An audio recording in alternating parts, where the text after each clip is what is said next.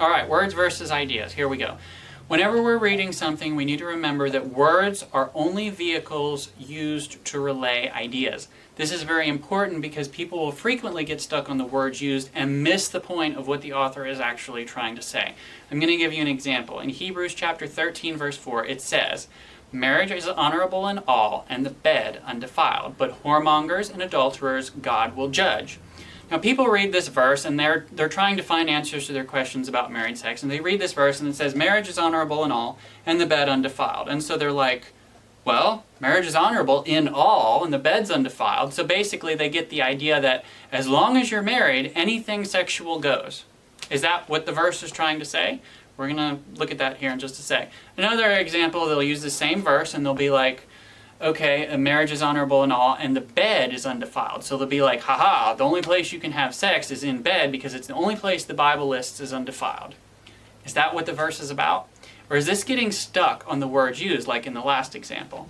What is this verse about? Okay, let me repeat the verse again. Marriage is honorable in all, and the bed undefiled, but whoremongers and adulterers God will judge.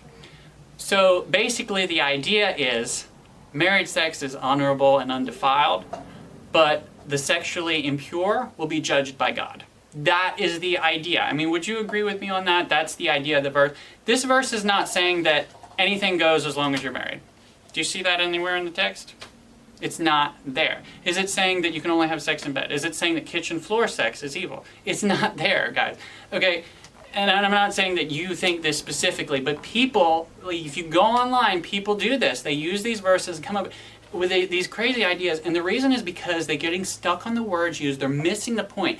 They forget that words are only vehicles used to relay the idea, and the idea behind it is that married sex is honorable and undefiled, but God is going to judge the sexually impure. So that is the point. Don't forget this as we're going through this presentation series, because whenever we're covering a Bible verse, we need to remember there's an idea in these Bible verses. It's not the words used. We can't come up with some question and then, try to extract answers from the Bible that the Bible's not answering, okay?